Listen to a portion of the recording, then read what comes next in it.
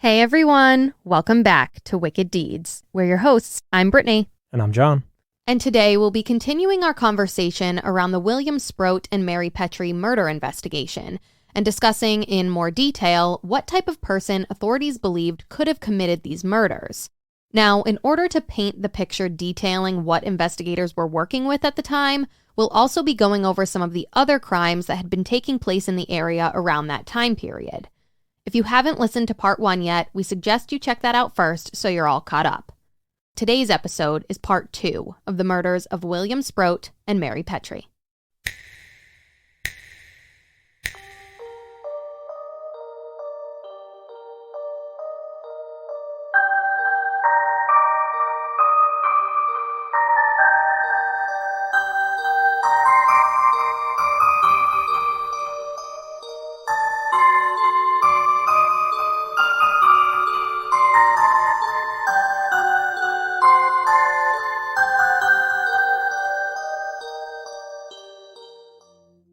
Okay, so let's first begin with who authorities felt the killer could have been. Not specifically who he was by name, but the type of person they believed him to be. So originally, authorities were kind of classifying this as a, quote, thrill killing, and they were also still thinking that the motive was sexual in nature. And in terms of if Mary and Bill knew their attacker, that's kind of up in the air. John and I have chatted about that a little bit. It could really go either way, I think. But based on the lack of forced entry to the unit, that could make you think maybe they knew the person. But then there were also comments made by officials stating that they believed the apartment was chosen by the perpetrator at random, which then would completely lead you in the other direction. And you're like, okay, then they couldn't have known their killer. But then investigators stated that they couldn't really rule either one out, whether it was a stranger or not. So that just wasn't helpful at all. I mean, I don't know. Back in the day, after these houses had been converted into apartments, it's still not going to be your conventional apartment. You know, you're living essentially in a house with a bunch of other people. It may have been common practice to just leave your door unlocked. I mean, if you have a main entrance, assuming there's only 1 or 2 entrances, and that door's locked, and then inside, I mean, I'm sure you have a relatively intimate relationship with your neighbors because you're living in such close proximity inside this house. Yep. And something I didn't bring up earlier, too, has to do with the fact that neighbors, weren't concerned, or whoever that witness was, that saw that the apartment door was open at 10 o'clock. They're like, everyone leaves their door open. They're bringing in groceries, or they're bringing up stuff for school, or whatever it is. It was normal for people to just leave their door open for a quick second when they were outside or something. And I think that it would have stood out more if it was common practice to not only close the doors, but to also lock the doors. I agree, yeah. So if they saw it and they were like, door's open, and just after they found out what happened, they're like, oh, the door's left open, then it rings a bell. I don't know. I mean, I'm just thinking if you lived in this house with all these other people, regardless if it's converted into small apartments, it's not like living in, a 50 apartment building. No, it's not a freaking at all. House. So you have to assume older house, walls are thin. I don't think this could have ever happened without this killer being found, unless all of these circumstances perfectly lined up the way that they did, with Bill not going to Cincinnati and Mary going to Columbus instead, with just conveniently nobody else being home, with just all these things. It perfectly landed so that, this perpetrator, if they're picking this apartment by random, this is the one that they're picking. And if it's sexually motivated, how do they know that a female is going to be in there? Exactly. That's my whole thing is Mary didn't live there. It was just by chance that she was there. The only people that really knew that she was going to be there were probably Bill, maybe Thomas, and the cab driver. And maybe whoever else that lived there saw her go in there at some point. But this is not the type of building that you just walk in and walk around and look for a victim. Yeah. I'm not going to hang my hat on it, but it makes me feel like whoever did this lived there or frequented as a guest to somebody else that was there. Maybe they didn't live there as a resident. As a resident, or a tenant. But maybe they were, couch surfing. It just seems so weird that a potentially sexually motivated crime where the victim didn't even live at this apartment or in this house, happened to be there. Nobody else was there at the time. Bill could have stepped out of the apartment for a little while, leaving Mary there alone. It's like too many things, like you were just saying, everything has to line up perfectly for this to happen. In a random attack. Yeah, I don't know. So it's like, it's just so hard to say, and it clearly seemed like authorities felt the same way, because they're like, oh, well, it could have been, oh, well, it couldn't have been, oh, well, we can't really hang our hat on anything. So it's like, okay, so you're just as confused as everybody else. Do they have anything else? I mean, they put out a lot. Yeah. There's a lot of information on this case, a lot more than unsolved cases from this time, I feel like. Yeah. So I feel like they were being genuine and being honest, that like they just didn't know what the hell to think. Yeah, I mean, during the process of canvassing the area, I think one of the good things to look for are injuries to somebody's hand. You know, hey, can I see both your hands? Hey, can I see both your hands? Oh, how did you get that injury to your hand? Mm-hmm. Are you right or left-handed? Oh, you're right-handed? Okay, you have an injury on your right hand consistent with a laceration from a knife. Mm-hmm. How did you get that? Where did you get that? These are the type of things where maybe they didn't have all the information at the time, but that would have been useful during the investigative process. Agreed. Of trying to narrow down who this was, if it was a local from the area that didn't flee after this occurred. For sure, yeah. If this is a sexually fueled crime where like that is the motive, you would assume that this person that killed these two individuals is a sexual predator. And if they weren't on police's radar at this point, they would not be able to break their habits going forward and would potentially eventually reveal themselves. Correct. And I think there are more things that we're going to discuss that might lead you down that path. Mm-hmm. But hold on while I give you some more info. Okay. So officials had said that they believed the killer was methodical due to certain aspects at the scene, specifically like wiping off the murder weapons. But I gotta say, that is like one of the biggest things that I completely disagree with on this case. And with them saying that this seems more like a thrill killing that they were mentioning before, I feel like this had very little pre-planning, no thought put into it. If they're thinking this apartment was chosen at random, again, I don't think this is like a methodical killer. I feel like it's like a crime of opportunity. And I just feel like my gut, more than anything in this case, is telling me this is a disorganized offender. I don't know. I'm split right down the middle on it. Okay. Because obviously they went in there with very little planning ahead of time. Correct. Because they didn't bring a weapon, but they found weapons inside the house. Yeah. But then they also moved the chair to block the curtains so nobody would see in through the window. I mean, there were steps taken to limit the amount of exposure that they were putting themselves under. Yes. But also, I mean, when I think of a thrill kill, I think of the Idaho murders. Right. I don't think of a sexually motivated attack that turns into murders. Exactly. It seems like the idea of killing is the point. For a thrill kill. Exactly. Like right. That is what they're going in there for. Mm-hmm. So the motive, maybe they're all wrong on the motive. Maybe the motive at the end of the day was to kill someone. I mean, it might have been, but it makes more sense that it was sexually motivated. Bill comes back right in the middle of the sexual assault or just prior to the sexual assault, and then shit just goes haywire from there. Well, that seems to be, and this is just my new thing. Whenever you say anything, I'm just like, well, let me give you more.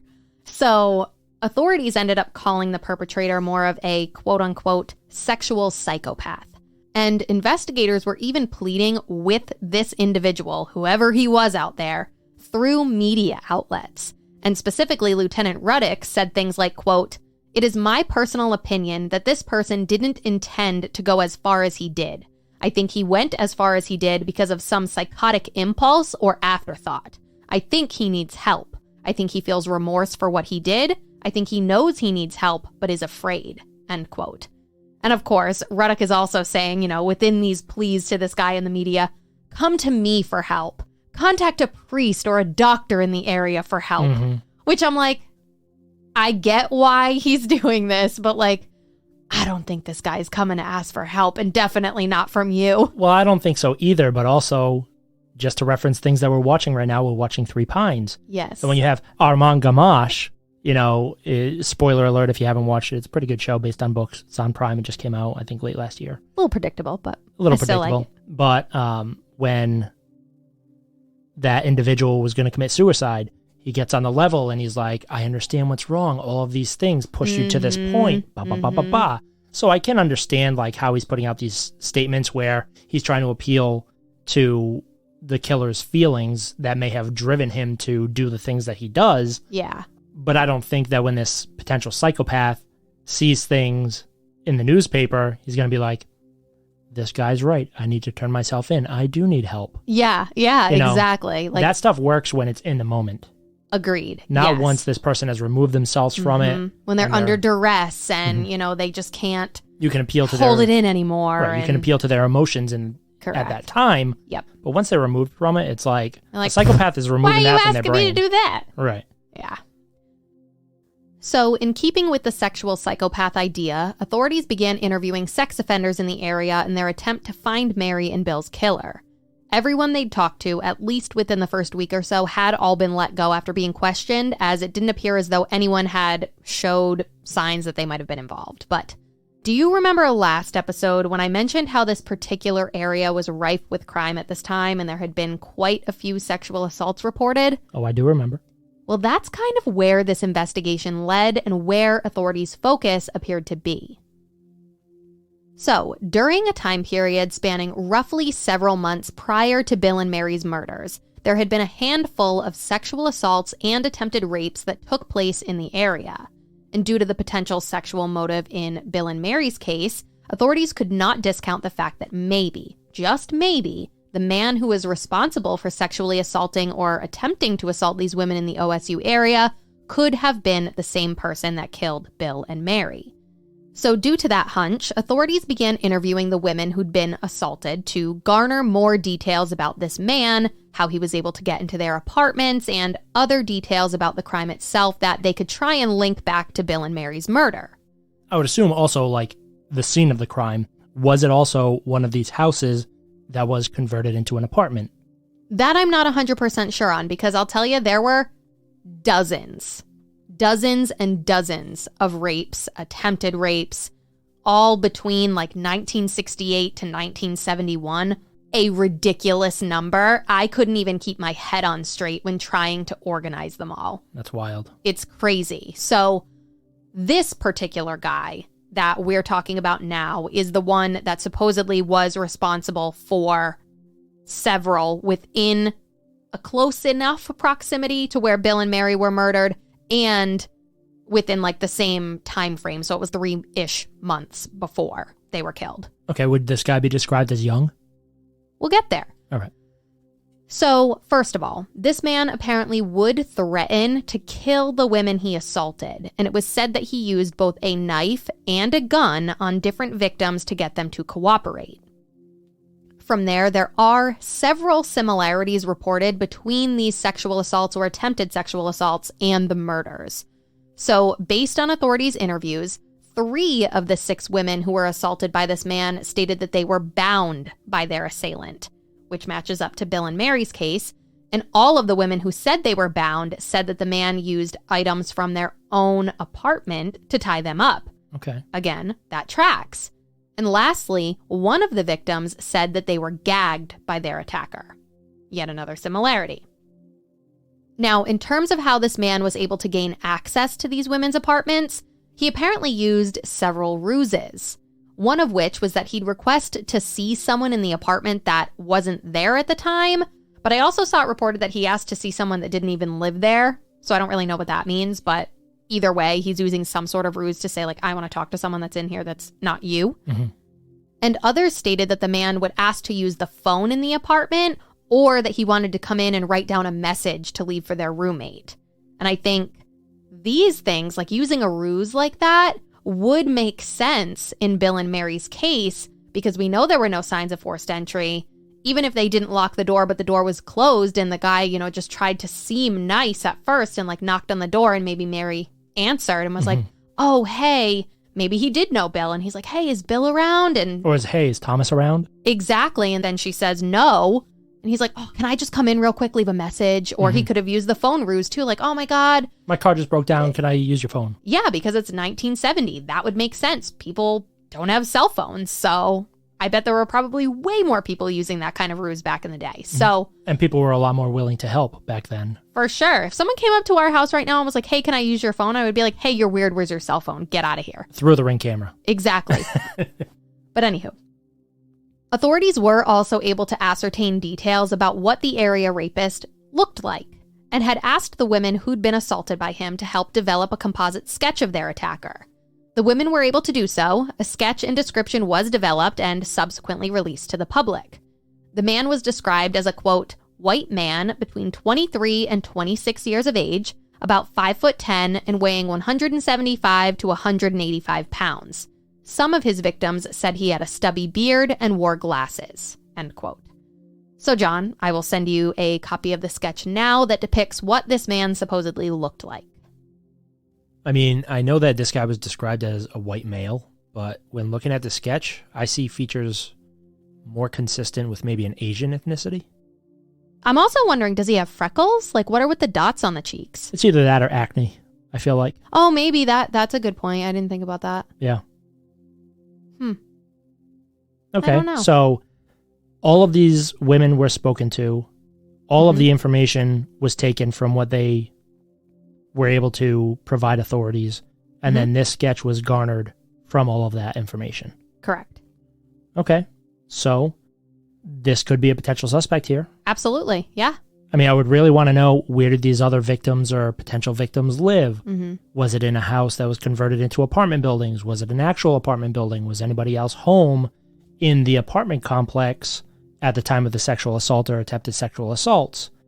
There are a lot of factors that you'd want to be able to compare and contrast to Bill and Mary's murder, because it just seems like too many things lined up for their murderer to accomplish what they did, that you'd be able to like rule out. I mean, sure, anything can happen by chance. Yeah, of course, but it just, like, the fact that nobody else was home at Bill and Mary's place, and that it's a house and it's not like just this random apartment building that you're going to walk into. It's very strange. I still have a feeling that, like, whoever did this had to have some type of attachment to their house and their apartment. Or, like, lived nearby, even in, like, you have any to know, of the ones in close proximity. I guess. I mean, you have to have some type of inside information knowing that everybody else was gone, unless they were, like, staking out the place. Which I don't think is, you know, at the forefront of possibilities, but... All right, so now that we have this sketch, where do we go from here? So after this, the sketch was released, and then authorities received countless calls in relation to this guy. And they had said they were also interviewing upwards of 200 people in regards to both the rapes, the attempted rapes, and the murders of Mary and Bill. And weirdly enough, there was one OSU student that came forward and said that he thought this man depicted in the sketch could have been his cousin, and he was pretty sure of it. And he told the Lantern, quote, "It's possible the man really could be my cousin, but so far I have not been contacted by him," end quote. Why would you be contacted by him? Honestly, I have no idea. Like, you think he's going to call you and be like, hey, I'm that guy in the sketch? Right. No. Makes no sense. But who knows? I mean, I would assume that authorities looked into that, especially, you know, if it was something that was reported in the OSU student newspaper, that kind of thing. But nothing ever seemed to come from it. Right. And if all of these sexual assaults are occurring in this area, you'd have to assume that this community should be relatively vigilant in wanting to find this person. For sure. And have them arrested and hopefully locked up. Yep. To, you know, keep themselves safe and other women safe. You had said earlier that after the sketch was put out, they had countless tips coming in. Yeah. I mean, you have a community where a lot of people are scared, so that you think that they're going to be giving information, and then gives investigators tons of leads to work. I know you just said that this guy was like, oh, it could be my cousin, but did anything substantial come from it? Yes and no. So included in the list of people who, you know, came forward to police after the sketch was put out were a few additional women that stated that they'd been sexually assaulted by a man within days of when Bill and Mary were killed. And some of these women that called in felt as though the sketch that was put out resembled the man who attacked them as well. However, and this is just so telling of the times back then, but one investigator made this comment regarding these women coming forward. He stated, quote, "People tend to exaggerate when gripped by fear," end quote.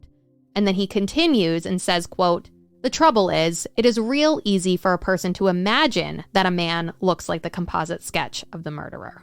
End quote. So as much negativity as you framed around those two quotes, I was thinking myself, sometimes people see what they want to see. I agree. I do.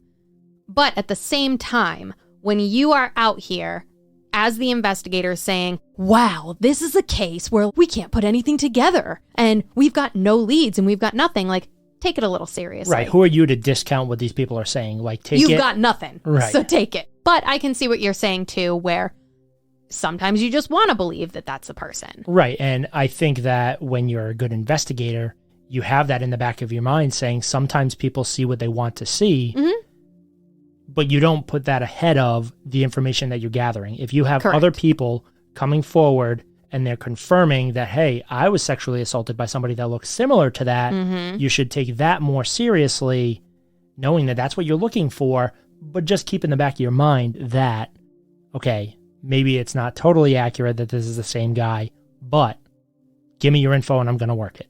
Well, yeah. And so a way to work that would be, okay, so if you think this man looks like this sketch, why don't we discuss, if you're comfortable, what happened? The facts and circumstances of the sexual assault. Exactly. Did he come into your apartment? Did he use items in your apartment? Did he tie you up? Did he use a gag? Did he use all these things? Did he ever speak? Exactly. So if you can take certain aspects, like these women are coming forward after experiencing a trauma and saying, I think this could be the guy, and trying to give help to the police to solve the murders, then you want to take what you can from them to put their story together and compare it to all these other stories, which you are obviously trying to compare to the murder you're working. Right, and you want to see what information overlaps with all these other cases. Exactly. So, little insensitive. It's a sign of the times. I think it can go either way of, not believing that they're being truthful or thinking that they're trying to just, make this up in their head that this could potentially be the same person. But either way, there were even more rape and attempted rape allegations from the years prior to Bill and Mary's murder. So there was just this influx of sexual assaults in the area. So I wanted to give you like a little bit of a recap. I didn't want to, sit on this for super long, but I think it is relevant, especially considering that the motive could have potentially been sexual in nature in Mary and Bill's case. So right. And just before you get into that, you have to think either this is this suspect's first foray into some type of sexual assault, or this is a habitual offender where you can build a pattern based on previous incidents where they have sexually assaulted somebody. And where it is now escalated. Right. All right. So first, back in November of 1968, a man wearing a dark ski mask attempted to rape a woman, but she was able to fight him off.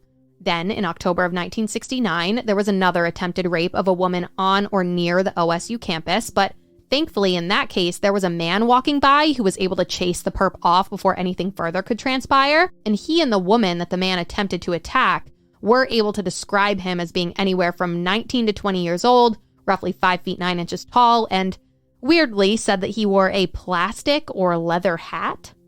A plastic hat?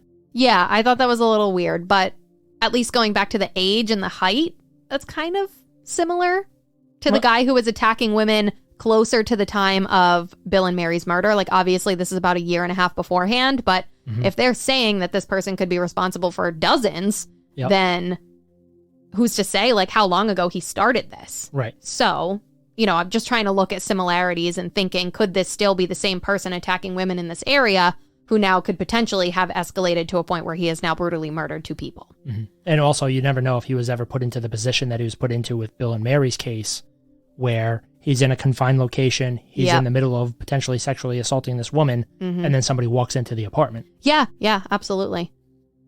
So then come January of 1970, which was just weeks prior to Bill and Mary's murders, an 18-year-old girl was abducted by knife point, and she was sexually assaulted, but after the attack, the man who assaulted her brought her back to her dorm.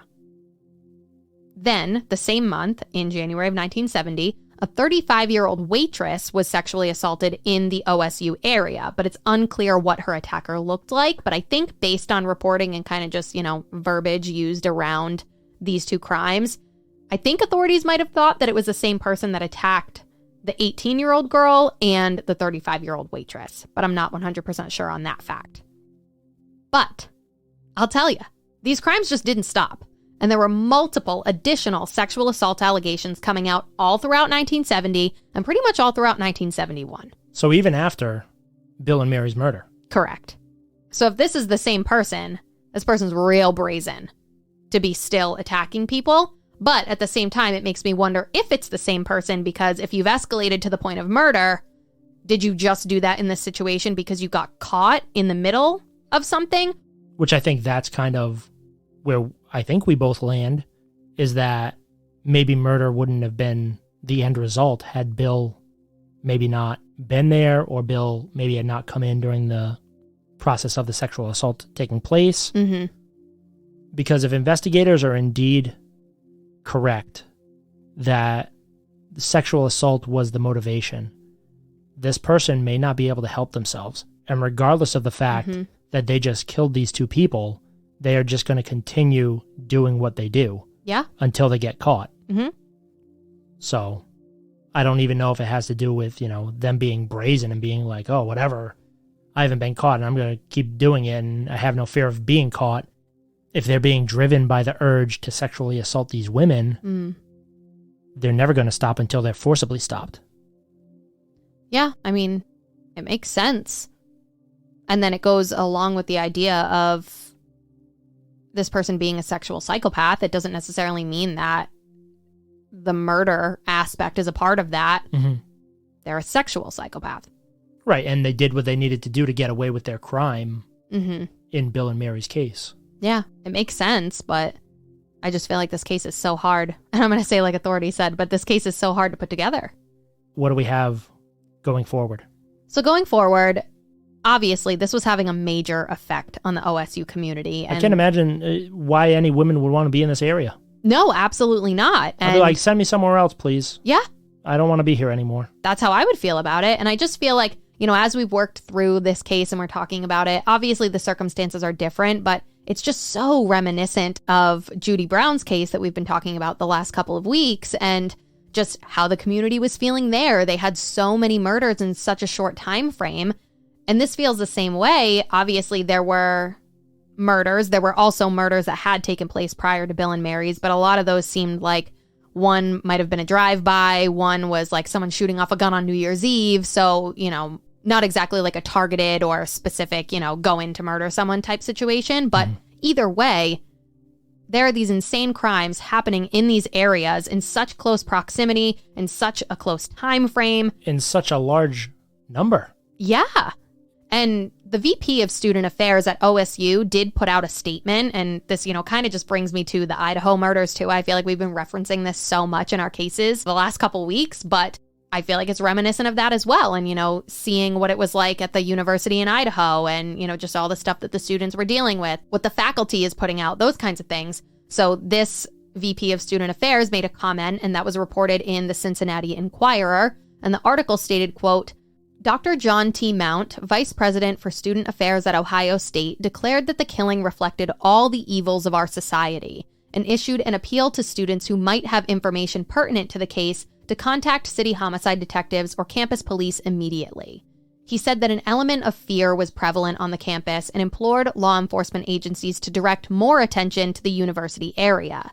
He added that despite negative feelings among certain campus groups toward the police, on this, we must cooperate with them, end quote.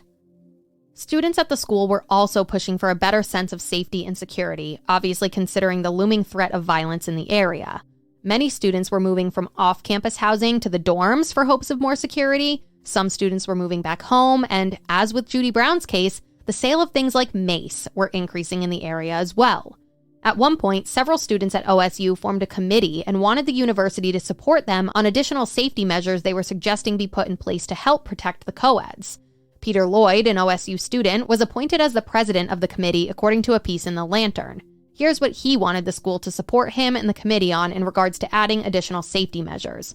Quote, that a student auxiliary force consisting of a male escort service be formed to protect girls living in the South Campus area, that the university bus service be improved so that co-eds will not have long waits for the buses after dark, that the university help represent students in asking landlords in the area to improve the safety of houses in the area, end quote. Okay, so that last piece was really the only thing that I honed in on that would have been applicable to Bill and Mary's case. Correct. Because it's great to have these male auxiliaries escorting women to and from campus and stuff like that. But if a lot of this stuff is being put on by the school, their authority ends at the school grounds. And if you have all these people living in off-campus locations, what are they going to do? Like, you can't escort everyone at all times.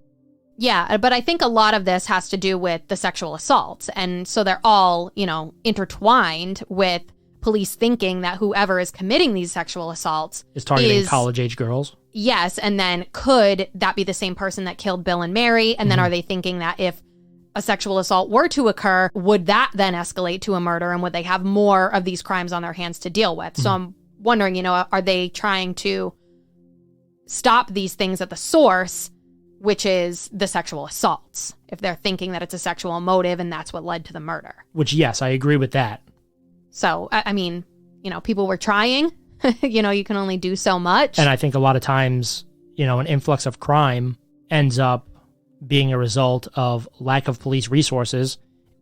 If you flood a heavily crime-ridden area with police, crime will not happen in the same numbers as it did before.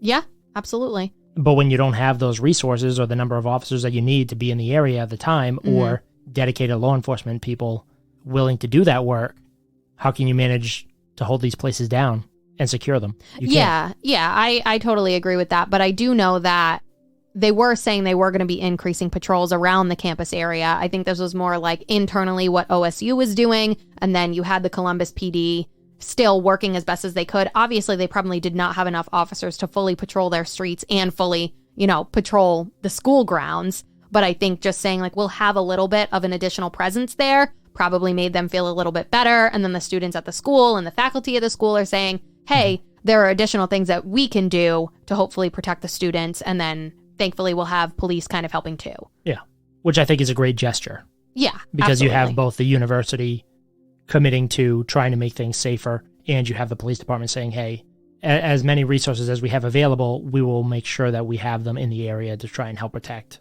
students and residents in the area. Yeah, for sure. Alrighty, so now we're going to fast forward a little bit to April of 1970, and a man by the name of Ray Gene Jackson, who was 30 years old, was arrested for 3 counts of rape, 2 counts of sodomy, and 6 counts of abduction for immoral purposes. And these charges stemmed from 6 OSU rapes that had occurred in recent months. But the frustrating thing about this, though, is that I cannot, for the life of me, find out if this guy matches the description of the sketch that was put out and if authorities looked into him more deeply for the murders of Bill and Mary. Either way, this guy had gotten arrested the year prior, so that would have been 1969, and he'd been acquitted on that rape charge. But while he was on trial for that charge, another female student recognized him and stated that he was the man that sexually assaulted her, and then that's where these additional allegations and charges came from.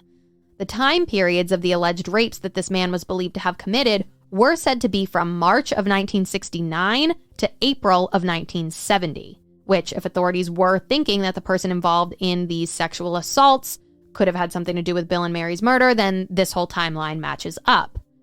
So I do know that he went to trial for the first rape charge, was acquitted again, but was still facing 2 additional counts of rape and 4 counts of abduction for immoral purposes. But unfortunately, after the comments regarding the fact that this guy was acquitted in the first trial, I cannot for the life of me find anything else on this guy.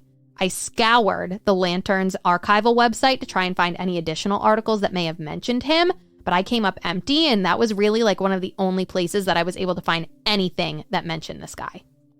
Yeah, it's strange that, some of them will be reported on regardless of how few publications they were reported in, but the fact that more came forward and whoever wrote those initial articles didn't, snowball with that and say, oh, now all these people came forward and now he's being charged with this and this. Mm-hmm. Maybe they didn't go forward. Maybe there was lack of evidence. Maybe. It's definitely possible. But But all right, so now we're going to fast forward 2 more months. And by June of 1970, Mary and Bill's cases were already pretty dang cold.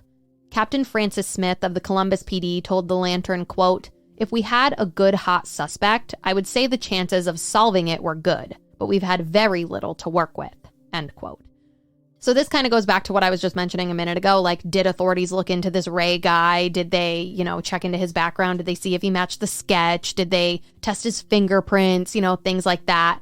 And I would have to think that he wasn't one of those good hot suspects then. If, it's 2 months after that guy's arrest, you have to assume he's on Columbus PD's radar. He's most likely arrested in that jurisdiction. And because of the nature of the crimes that he was charged with, you would think that they would look at him in Bill and Mary's case. And if there was the potential to connect him to Bill and Mary's case, they would do so. Exactly, yes. So we're 53 years later and nothing else has been said. I would have to assume that he had zero involvement and authorities vetted him appropriately. I would have to assume so as well, but I hope that that's the case. Yes, it's always a hope, but I'm going to assume that cops are going to do their jobs the way they're supposed to, even though there are definitely times where that's not the case. I agree. But I think that this was such a hot button topic at the time, where if they had any type of quote unquote hot suspect to attach this double murder case to, they would go for it. For sure, yeah. Continuing on, during the following 2 years, there were 2 murders that took place that authorities looked into as potentially being connected to Bill and Mary's. The first was the shooting death of 23-year-old Susan Clark, who was a grad student at OSU. And apparently the motive in that case was robbery. And Susan's boyfriend, Ronald Hooper, told police what happened. And there was a really good rundown of what he said and, kind of his statement of events that was reported in the Telegraph Forum. And I think it's just much more concise if I just read what was reported to you. So the article stated, quote, "Ronald Hooper, 21, told police he was with her when they heard a knock at the door. When she opened it, he said a man with a gun broke a night latch that was still on the door and entered. Hooper said the man announced, 'This is an armed robbery,' and took $20 from his wallet. He told police he grabbed for the gun and struggled with the bandit, but the gunman gained control of the weapon and ordered him out of the apartment. Hooper said he ran outside and saw the gunman fire 2 shots inside the room. He telephoned police and returned to find Miss Clark lying on the floor at the foot of her bed," end quote. Now, at first glance, to me, it doesn't appear as though there's really a connection there with Mary and Bill's cases, especially because, the MO is different. This was a robbery. He came right in, said, "This is an armed robbery." There's forced entry. There's a gun involved. I mean, John's giving me a look as I'm saying all of this, like he doesn't agree with me, but let's hear what he has to say. I don't know. I'm not judging anyone's manhood, for lack of a better term here, but if this guy knocked on the door, once the door was open, he broke a night latch, which I think I know what a night latch is. Yeah, like that extra little chain. At a hotel type thing. Yeah. And then produced a firearm and said, "This is an armed robbery." Like, that just sounds so fictional to me to begin with. I feel like Ronald came up with this story. I don't know. I don't picture somebody knocking on the door, breaking into the apartment and saying, "Oh, this is an armed robbery," and taking $20 out of Ronald's wallet. I know. It's so obscure. You know what I mean? Like, I see. And the fact that Ronald lunged for the gun, but the suspect was able to wrestle the gun back into his favor, but then lets Ron run out of the apartment. I don't know. The whole thing sounds pretty BS to me. Who knows? But since I'm sure you're probably curious, a man named Paul Shreve did actually end up arrested and charged for the murder of Susan Clark, and Ronald identified him as the man that attacked him and his girlfriend. However, after the case went to trial, Shreve ended up acquitted based on expert testimony regarding the gun used in the attack. So that's where that one landed. So, just to go along with what I was saying before, sounds like Ronald kind of fabricated some of this story, at least my initial feelings on it. And then once police had the opportunity to finger somebody for the crime, Ronald was like, "Yep, it was him." Yeah, maybe. And just wanted to go with it just to try and, relieve himself of whatever guilt that he felt for what happened. Yeah, because that Paul guy ended up arrested after I think he was holding up a business or something, and then he like tried to escape from court or something ridiculous. Like, it was a whole thing. Right. I don't know. I just got to say, it would be the day where you and I are in an apartment, somebody busts in with a gun, robs me, and then I allow them to get me out of the apartment to stay with you by yourself. Oh, yeah. No. Either I'd be dead on the floor in the apartment and then they would do whatever, or I'd beat the shit out of them and take their gun. Yep. You know what I mean? 100%. Like, either that story is just like fabricated to make Ronald feel better about what happened and he's convinced himself of that, or that's not actually what happened. I will say, authorities did later state that they did not believe that there was any connection at all between Susan Clark's murder and Bill and Mary's. Okay. Then, in March of 1972, a 23-year-old woman named Barbara Davelin White, who actually went to school with Mary, was shot and killed in Cincinnati. She was found deceased in her car in a parking garage. And obviously, it was definitely a weird coincidence that the two had known each other, and authorities were looking into if the two cases could be connected, at least just based on the fact that they were acquaintances or friends. And originally, back when Mary was killed, authorities had gone to Cincinnati to speak with friends of Mary's back in 1970. And I think they specifically talked to 2 male friends of hers. And then they also talked to additional friends. And now at this point, once they're finding out that Barbara is killed, they're like, all right, we're going to go back. We're going to re-interview those friends. We're going to see if they give us any information, any details that might show us some sort of relationship between the two of them. Did they continue to be friends, up until Mary was killed? And then, just to see if there was anything that could link them and obviously link the crimes. But come to find out, the two weren't really all that close. But there was this one report that I found in the Cincinnati Post stating that one of the girls that authorities re-interviewed said that they, quote, recalled that Mrs. White, who designed wedding rings, had designed one for Miss Petry, end quote. So like I mentioned in the previous episode, there were all those comments about, were Bill and Mary engaged? Were they planning to get married? And now this whole ring comment makes me wonder, was that actually accurate? Were they planning on something? Probably. Yeah, I mean, I would say now that you have another piece of evidence linking to that possibility, that's totally inconsequential to Bill and Mary themselves. Yeah. I would say that was probably in the works. I would have to agree. But yet again, this case was another that authorities compared when it first happened, but very, very soon after determined no link between these two murders either. All right, so as we continue on, I do just want to mention that there was one other arrest in some of these sexual assault cases from the area, and this happened back in June of 1971, but I didn't want to split up discussing the two murders and then, kind of lumping in a sexual assault arrest in the middle there, so. Yeah, I mean, I think it's difficult to put this together in a cohesive way because you have a super crime-ridden area where so many sexual assaults are taking place, but then you also have murders taking place that have nothing to do with a sexual assault. Like you said, one was a drive-by, one was a stray bullet from somebody shooting in the air, blah, blah, blah. You have all this stuff, so it's like you have all of these crimes happening, most likely not by the same person. And then you have murders taking place that have nothing to do with sexual assault. You have rapes taking place that have nothing to do with murders. And I'm so glad you said this because it's so hard to piece it together. Yeah, when I was trying to put this all together and, try and decipher what of all these things that were reported could have some semblance of importance when trying to connect back to Mary and Bill was there were so many things that I just couldn't even include. And then there were so many things that I obviously am including, and they're, just the timeline and all the different things that were happening. I apologize if these 2 episodes are a little all over the place, but once we got to the point where we're past witness statements, it's a free-for-all because that's essentially what it was like back then. There was just craziness happening. Right, and when you're doing research, you happen upon a particular article where Mary and Bill may be referenced, but the article is not at all about their murders. It's about something else. And whoever was writing the article just so happened to reference a murder that happened earlier that year or the year prior. And then you have all these sexual assaults. And then you have, these sexual assaults potentially linked to Mary because it was inconclusive whether or not the sexual assault took place. Yep. And then a murder occurred after the fact. And it's you're not the police during this time. You're looking at this case 50 years later through newspaper archives and things that are reported on the internet that you can still access. Yeah.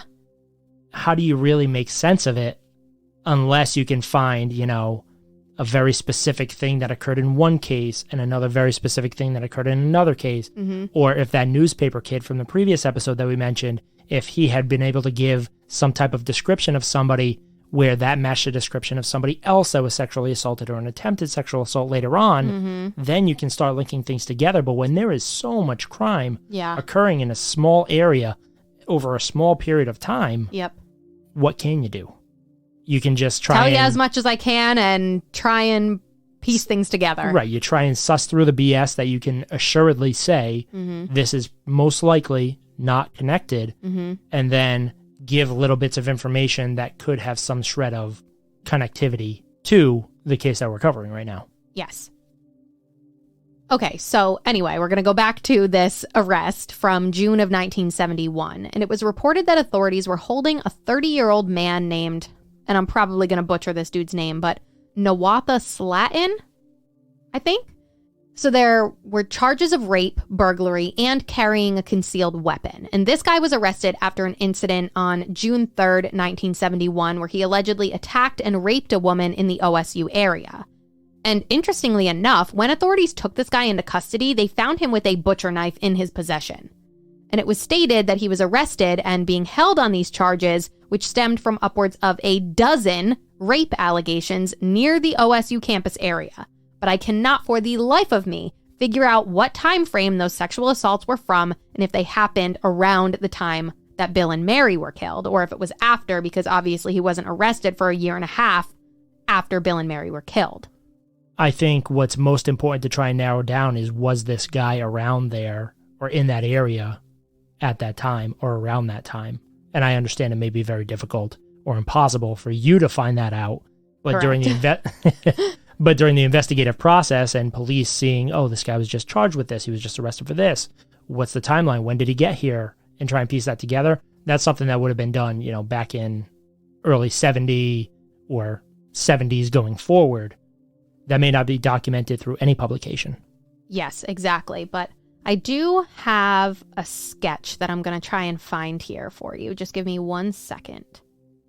All right. So, John, I just sent you a sketch that was put out to the public in May of 1971, and it was believed that this individual was potentially responsible for up to 11 campus area rapes.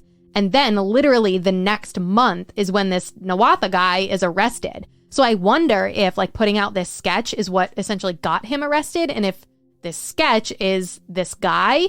But unfortunately, yet again, this is just another one of those things in this case that I scoured the internet to try and find a picture of this guy to see if he looked like this sketch, but I was not able to find anything, so I'm just not sure. All right, so first things for our listeners, this sketch has no resemblance to the previous sketch that we had mentioned. Correct, yeah.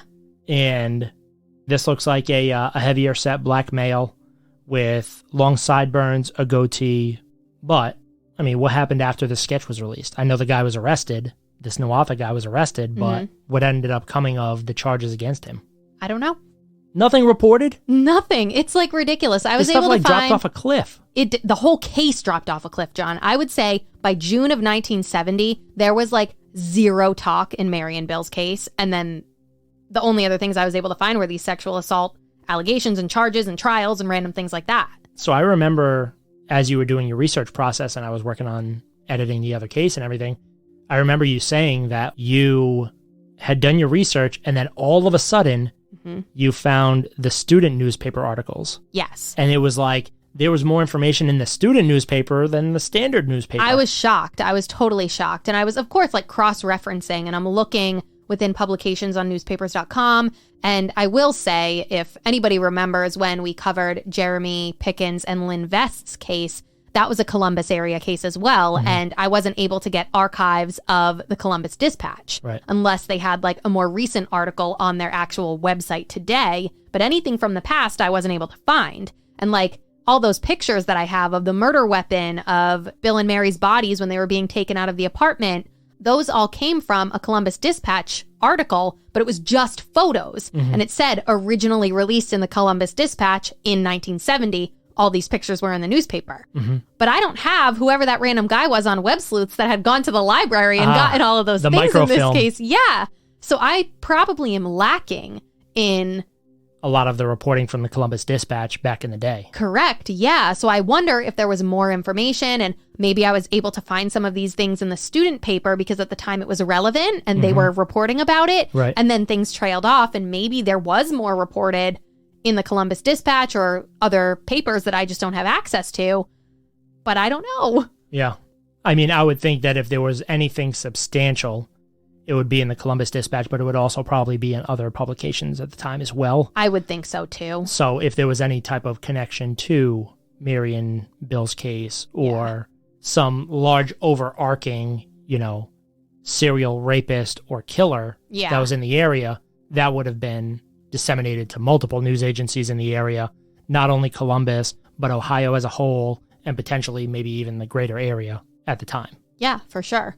And I just wanted to mention one other thing, too, that, I feel like I just harp on the things that are, like, frustrating that I can't find. But I wanted to at least find photos of these individuals who had been arrested to compare to the sketches and things like that to say, okay, Nawatha does look like this sketch, or Ray Jackson looks like the original sketch, or something like that to compare to. But then here I am thinking about that, and I'm like, this sketch could be completely irrelevant in this case because, yes, authorities are working off the belief that this man who was sexually assaulting women in the area could have been responsible for Bill and Mary's murders, but that's not fact. Right. So that sketch could be nothing.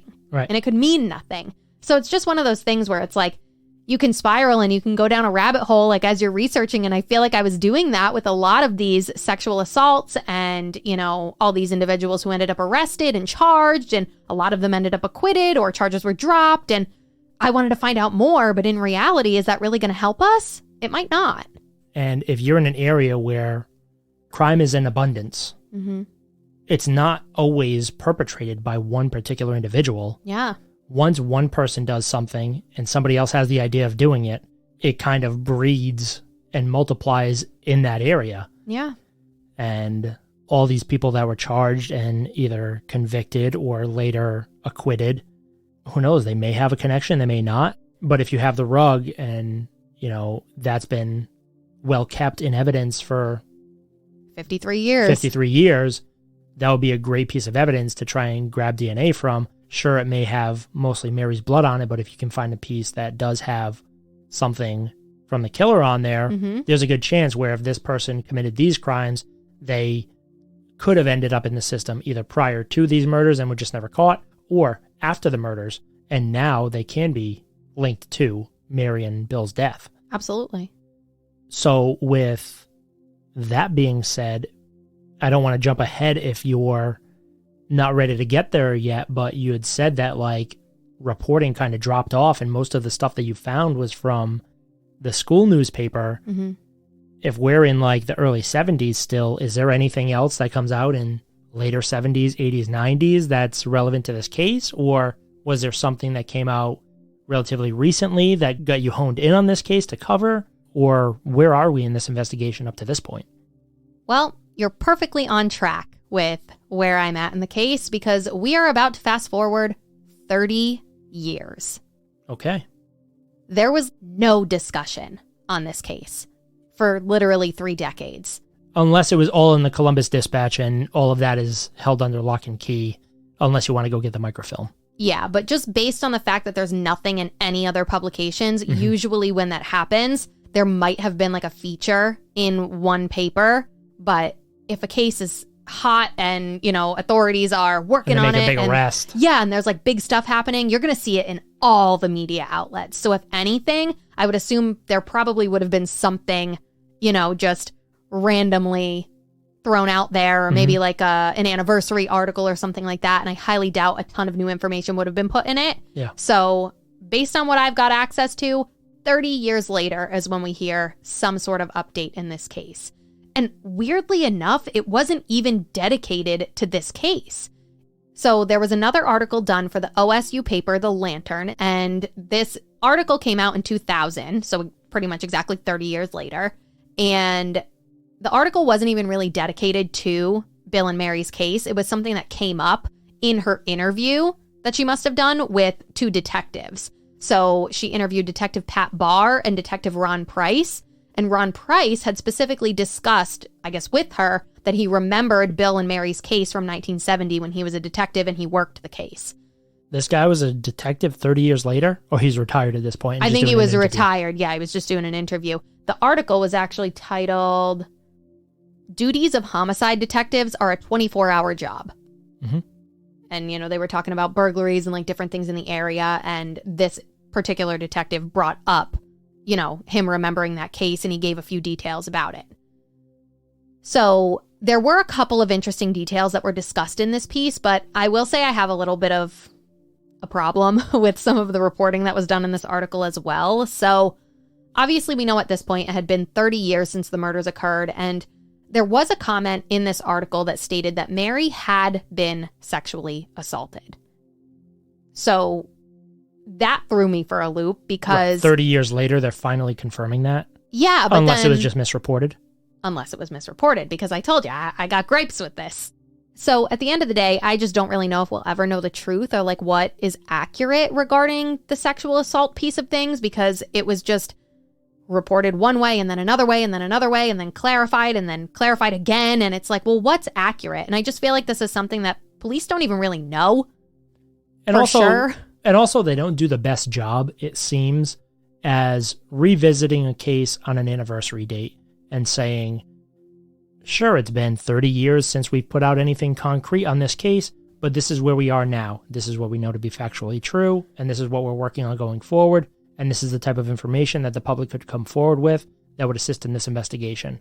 If that stuff was just plainly put out to people during this process, I think that hopefully, looking at it through a positive lens, that the public would come forward with information that could lead to, whether it be further leads to be worked or potentially fingering a suspect and being able to hone in on them, and if they're still alive, speak to them and see what the deal is, or even better case, make a link to a criminal that's already incarcerated and then speak to them and see if there's a link there, very much like the Cottingham theory. Yeah, absolutely. But something like you bringing that up always makes me think of Gary Grant Jr.'s case. And that is the one case out of now almost 70 episodes that we've done where I have found that the police put out, here is exactly what we know.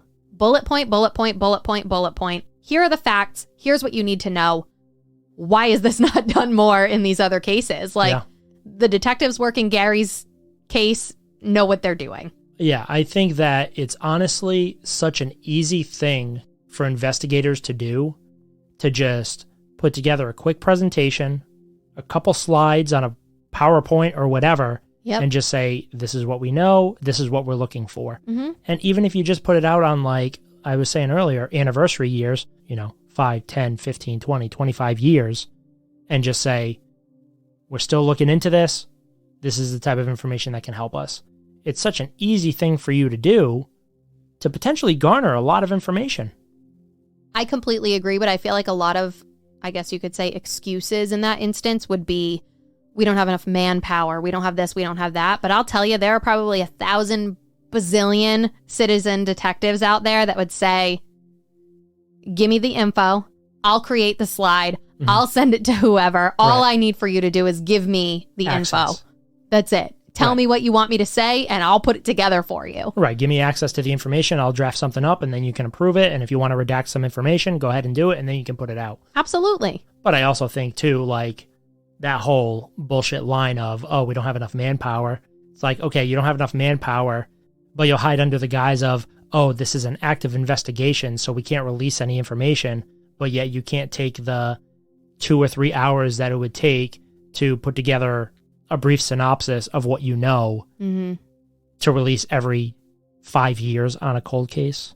Exactly. I completely, wholeheartedly, 100% agree. All right, but there was actually one thing that really stood out to me in this article, and that has to do with this comment. Quote, Price said that a strange factor in the case was that an effort had been made to make Sproat comfortable before he was killed. End quote. Now, I had heard rumblings about this on the internet, and I did some digging to try and find any reputable sources that described what could have been happening here. The only thing I was able to locate that mentioned something, I guess, more in depth on this whole comfortable comment was on an old blog page called ididitforjody.com. And I had to use the Wayback Machine website to be able to find the full blog post, as I believe that site is now defunct. But I'm going to toot my own horn here and say, like, I was really proud of my web sleuthing on this case. But either way, within the author's post on this case, they mentioned the same thing about Bill supposedly being made comfortable before he was killed. And their post mentioned something about his head being laid on a pillow. But I don't know how accurate that is, as I cannot find any sources online that mention it. But like we talked about a little while ago, the fact that I really don't have a lot of access to some of these publications could mean that maybe the author of this blog had access to that and was able to find those archives and put that information on the website based on a source that they were able to get. And because I don't actually have access to their physical site, I only had access to a snapshot of their site, I wouldn't be able to like find any sources or links or anything like that to then go try and find it. But I feel like if a detective said that, if it was, mentioned in this blog post, it's got to have some semblance of truth to it. And I just think that's such a strange fact about this case. So I find that to be very odd, but if true, makes me feel as though whoever killed Bill and Mary knew Bill and felt bad for the fact that they were killing him. Because if you're making someone comfortable, it shows remorse. And why would you show remorse for someone unless you cared for them? Mm-hmm. And what if this was somebody that was so close to Bill or so close to Mary that they came up with an alibi and they were able to fool police and they were able to use the limitations of technology at the time to get away with murder? Mm-hmm. I mean, that I feel like is a key piece of evidence to say that they made Bill comfortable before they killed him. I mean, again, I'm not trying to implicate anybody in this, but that would be like my first suspect after knowing that. I'd be like, where was his roommate? His roommate was at a friend's house and his alibi was confirmed from what I understand. Yeah. Well, I mean, you have to assume that's somebody that cared for Bill, because why would they make him feel comfortable?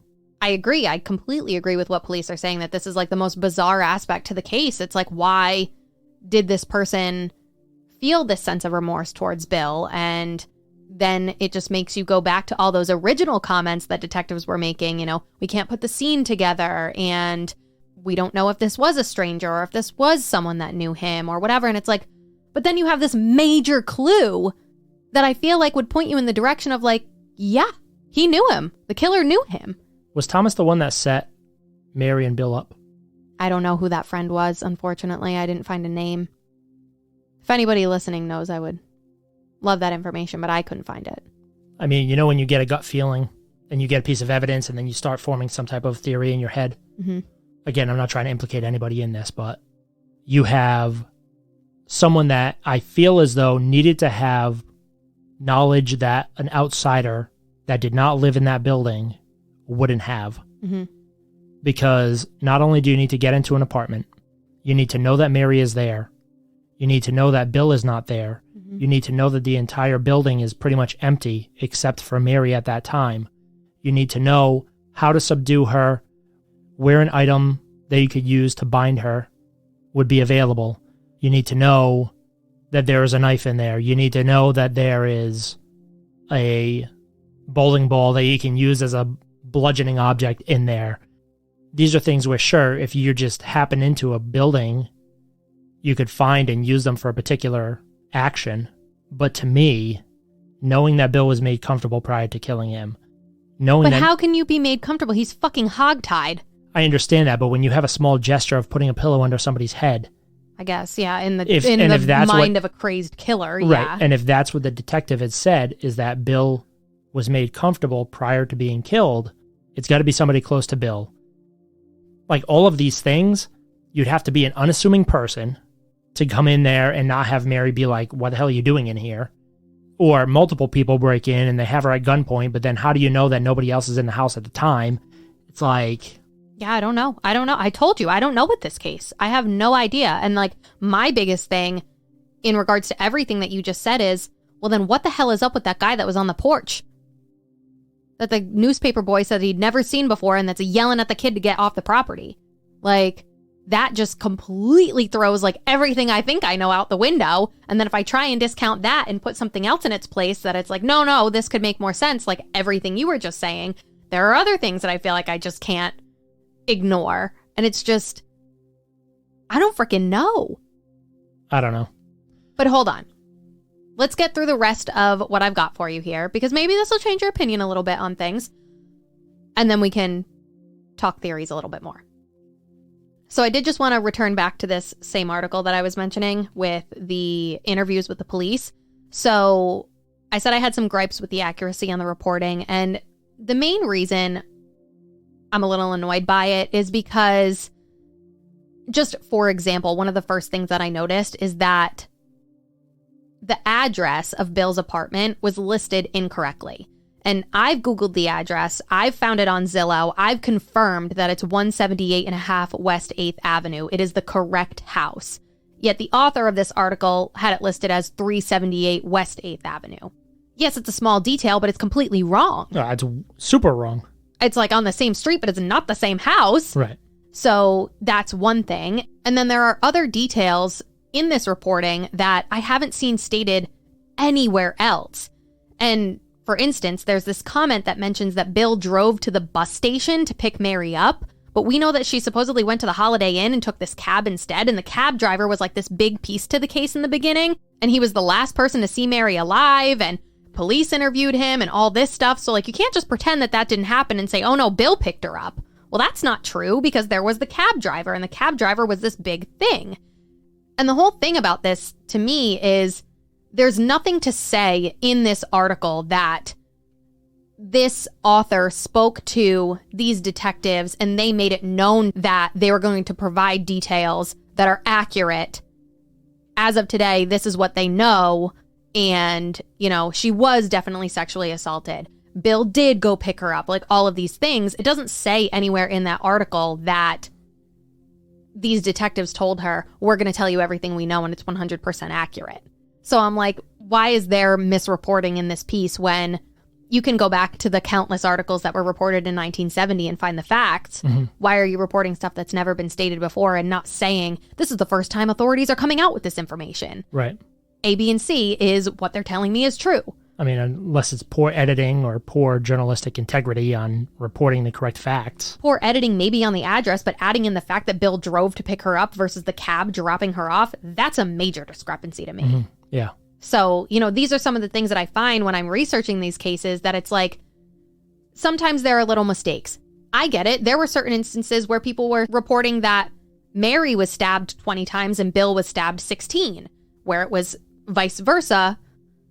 But I'm sure, you know, people get things misconstrued. I'm sure in editing, things get mixed up. Whatever happens, happens. But when it comes to egregious misreporting, that really frustrates me, especially when you're 30 years later.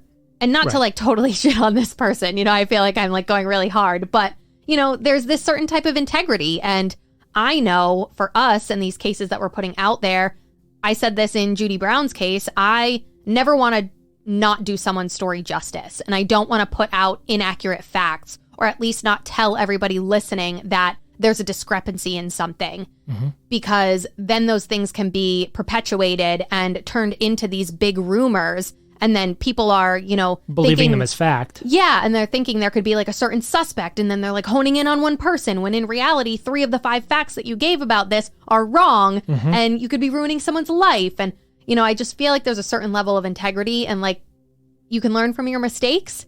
And I would hope that this person did. And, you know, just don't report things as fact when you don't know as fact. Right. Assuming that they made the mistake and they weren't provided with the wrong information from whoever they interviewed. I mean, that's true too. It's possible, but all of the things that were misreported were not quotes.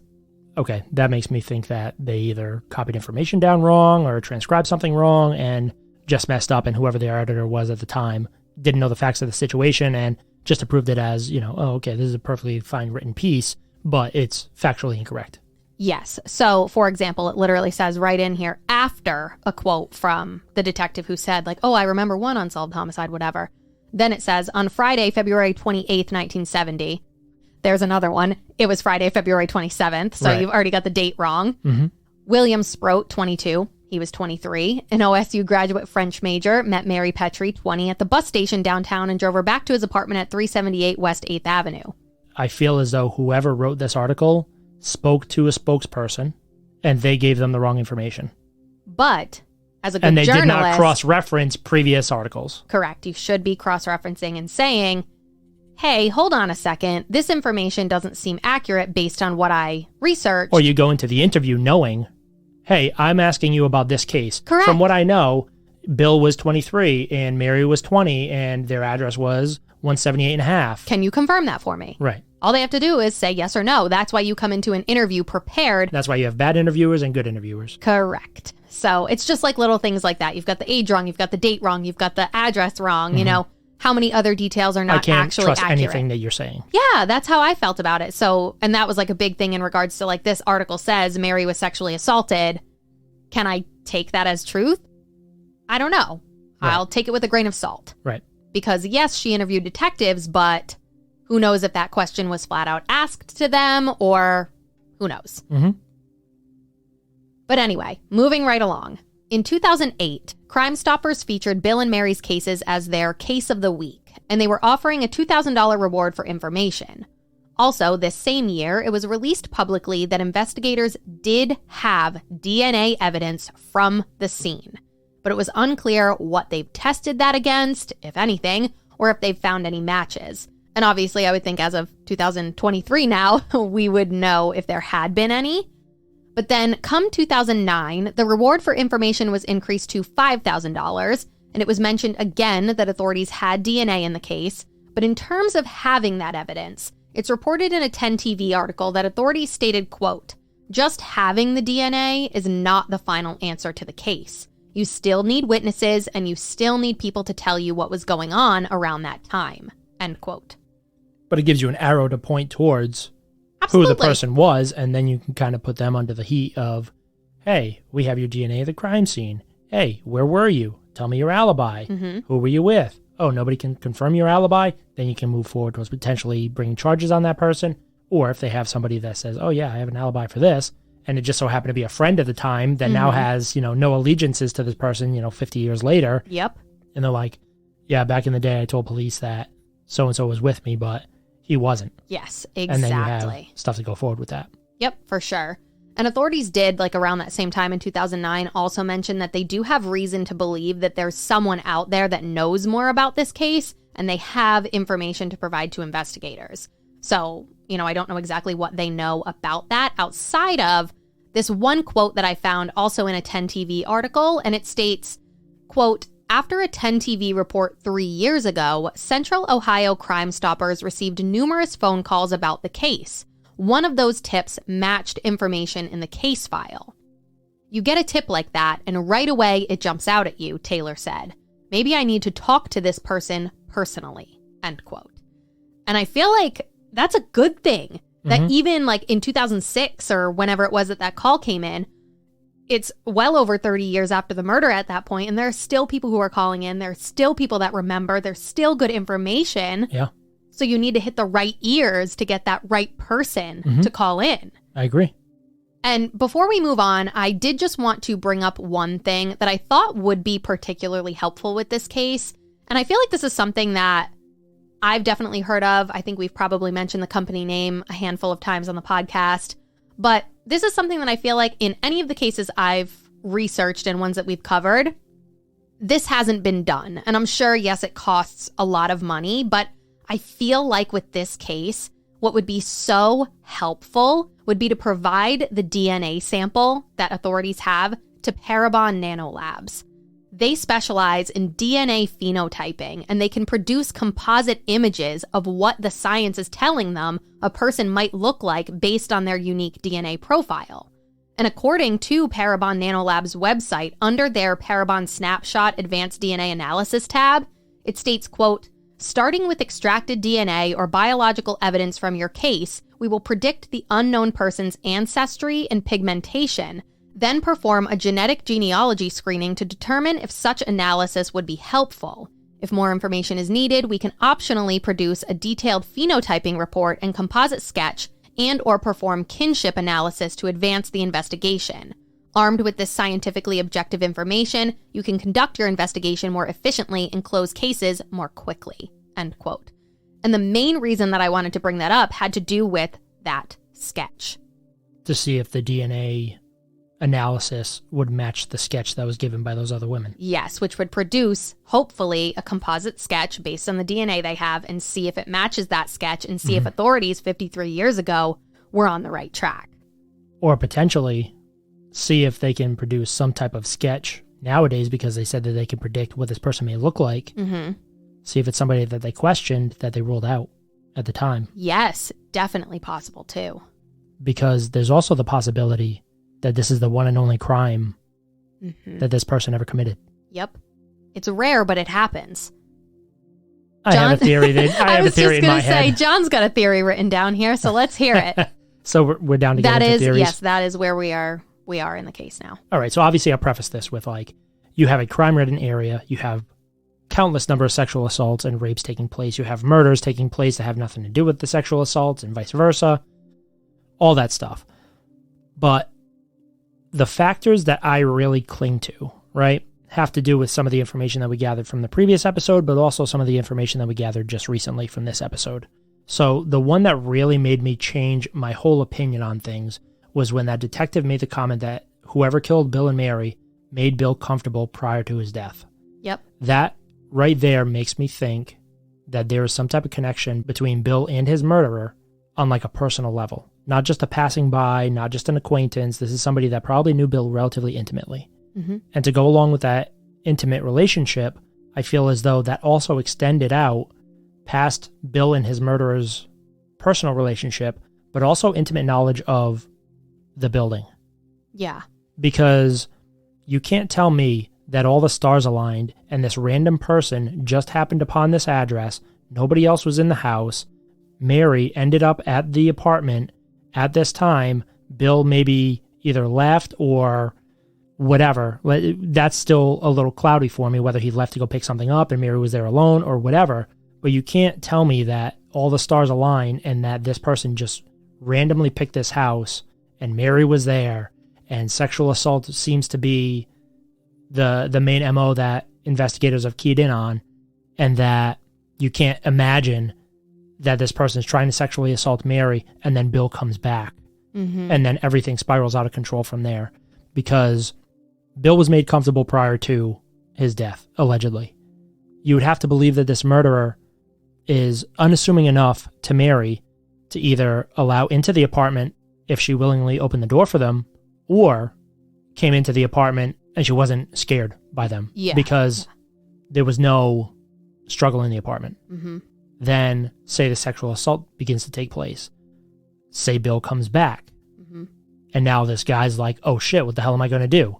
They had to know how to easily access a knife, how to get a crutch and turn this fucking bowling ball into a bludgeoning object like a mace. And have enough time, too. Be able to find these metal clothes hangers, unravel them, and turn them into binds to bind Mary and then allegedly subsequently Bill after the fact.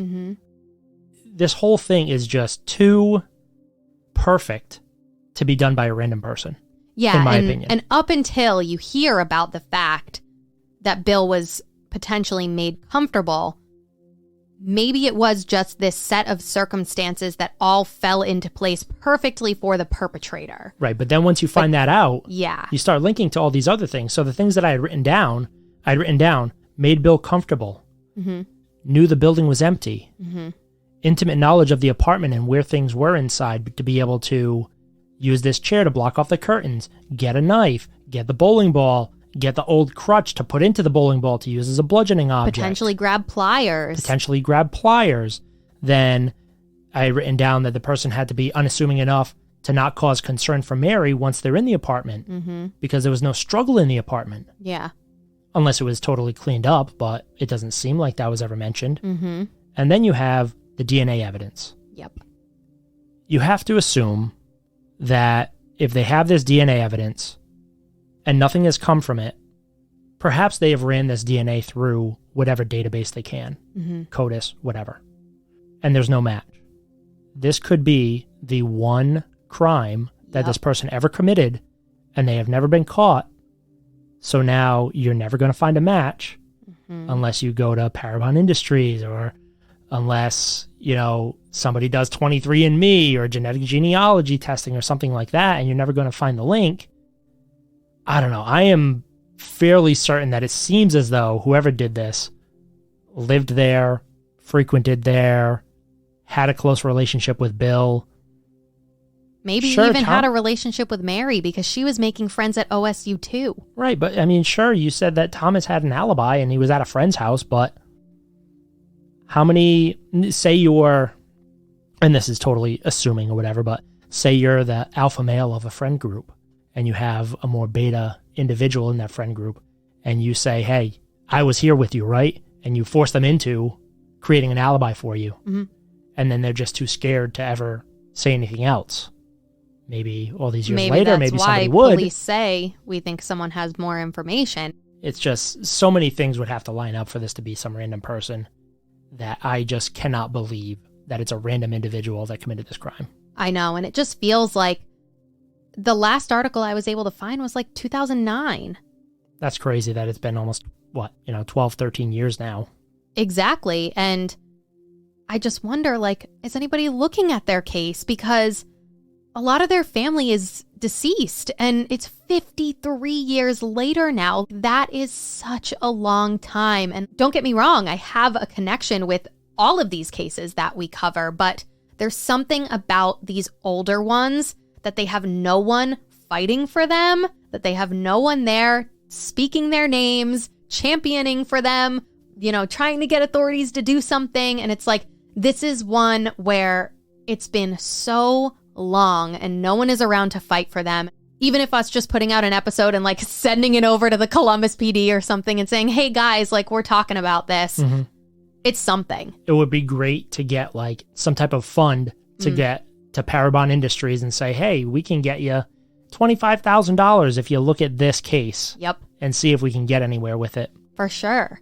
Which, who knows, maybe we can do that in the future as we grow as a podcast and, we have more listeners. That's my dream. That's absolutely the dream, is to be able to crowdfund like help. That and do something, to go out and, put our money where our mouth is and be able to help solve these cases. And this is one that I feel like has just really stuck out to me, especially because I have not seen anything in decades. And it was the same thing with Mary Morales too. I don't know where her family is. Right. I know nothing about them.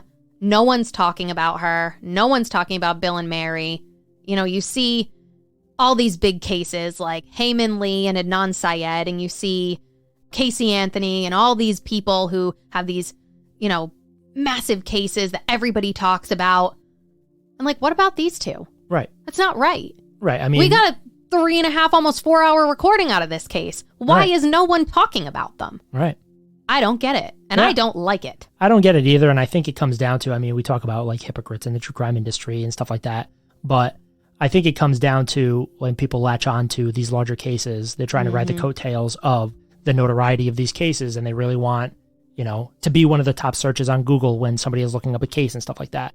Where that's not really our goal here. Our goal is for you to look up these long overdue unsolved cases where sometimes people aren't fighting for answers. Sometimes family are fighting for answers and they're just getting nowhere. And it's to spread the word on these cases because nobody else is. I just think if this were my brother, my sister, my mom, my dad, my cousin, my best friend, anybody, it would feel good to know that people are interested and that people want to see justice, right, and that people care. Bill Sproat and Mary Petry were just starting out in the world and had their whole lives ahead of them. They were smitten with each other. They were ecstatic to build their lives together, graduate school, and teach college French. But someone took their lives for what seems like no reason at all. The families of both Bill and Mary stated early on in this investigation that they would forgive whoever did this to their loved ones. Bill Sproat's father told the Cincinnati Post, quote, "We have to forgive. What can we say? What else can we do? End quote. Mary's father stated he had, quote, no malice towards the person who did this. Unfortunately, like I mentioned, Mary's parents both have passed away, and one of her brothers tragically died in a car accident back in 1982. And I'm just not sure what happened to Bill's family. But it's now been 53 years since this young couple was killed, and like authorities said, DNA isn't all they need. They need witnesses to come forward and people to tell them what they know. At this rate, people who know more are likely starting to pass away, and the silence of those who know more is deafening. So please, if you have any information or know anything about who brutally murdered Bill Sproat and Mary Petry in February of 1970, please contact the Columbus Police Cold Case Unit at 614-645-4036.